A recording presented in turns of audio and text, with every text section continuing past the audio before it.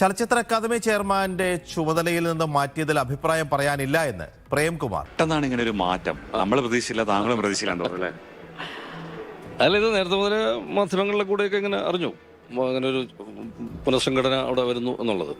അത് ഇപ്പോൾ അത് സംഭവിച്ചു എന്നാണ് ഞാൻ മനസ്സിലാക്കുന്നത്. ഞാനിപ്പോൾ ഒരു ഫംഗ്ഷനിലായിരുന്നു, അതുകൊണ്ട് എൻ്റെ ഒരു കൃത്യമായ അറിയിപ്പുണ്ടായിരുന്നു, സൂചന ഉണ്ടായിരുന്നു. അല്ലെങ്കിൽ മാധ്യമങ്ങളിൽ കൂടെ ഇങ്ങനെ അറിഞ്ഞു, ഇങ്ങനെ ഒരു മാറ്റം സാധ്യമാകുന്നു. അല്ല, അവിടെ നിർണായക ഘട്ടത്തിലാണ് താങ്കൾ അക്കാദമി ചെയർമാനായി വന്നത്. രഞ്ജിത്തിനെ പോലെ ഒരാൾ മാറുമ്പോൾ പെട്ടെന്ന് ഗംഭീരമായി ഫെസ്റ്റിവൽ നടത്തി, നല്ല രീതിയിൽ പോയി. പക്ഷേ ഇനി ഒരു കാലാവധി എന്നൊക്കെ പറയുമ്പോഴേ ഒരു 6 മാസം കൂടി സർക്കാരുള്ളൂ, കുറച്ചു കാലം കൂടി എക്സ്റ്റെൻഡ് ചെയ്ത് പോകേണ്ടതല്ലേ യഥാർത്ഥം?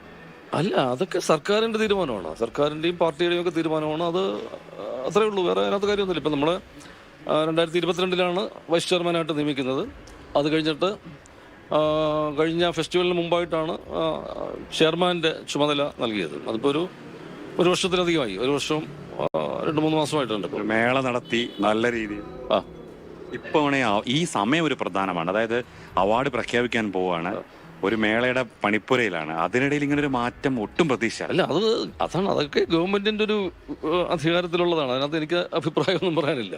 ഇപ്പൊ എന്നെ ഏൽപ്പിച്ച കാര്യങ്ങൾ കൃത്യമായും ആത്മാർത്ഥതയോടുകൂടിയും വളരെ അർപ്പണബോധത്തോടു കൂടിയും തന്നെ അത് ചെയ്തിട്ടുണ്ടെന്നാണ് എൻ്റെ ഒരു പൂർണ്ണമായ വിശ്വാസം. ഏതെങ്കിലും രീതിയിൽ അഭിമതനായോ അങ്ങനെ തോന്നുന്നു? താങ്കൾ എപ്പോഴും സ്വതന്ത്രമായ നിലപാട് കൃത്യമായി പറയുന്ന ഒരാളാണ്. അങ്ങനെ എന്തെങ്കിലും അതായിരിക്കുമോ? അങ്ങനെ എന്തെങ്കിലും?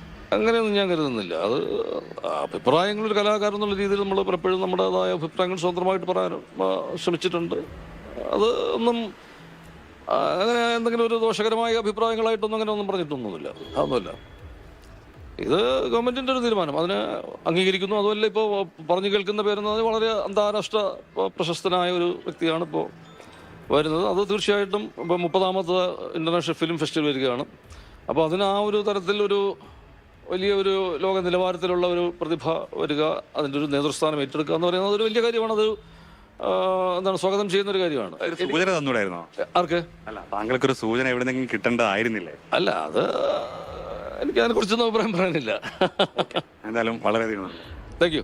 ഒരു മാന്യനാണ് പ്രേംകുമാർ. ഒന്നും പറയുന്നില്ലെങ്കിൽ പോലും പ്രേംകുമാറിന്റെ ഉള്ളിൽ ഉള്ള വികാരം എന്താണെന്നുള്ളത് ആ വാക്കുകളിൽ വ്യക്തമാണ്. രഞ്ജിത്ത് പടിയിറങ്ങേണ്ടി വന്ന സമയത്ത് വലിയ പരിക്കില്ലാതെ നന്നായി ചലച്ചിത്ര അക്കാദമിയെ കൊണ്ടുപോയതാണ്.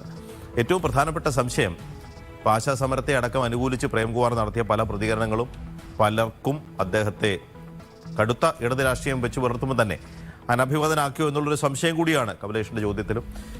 അങ്ങനെ ആവാൻ വഴിയില്ല എന്നുള്ള പ്രേംകുമാറിന്റെ മറുപടിയിലും വായിച്ചെടുക്കാവുന്നത്.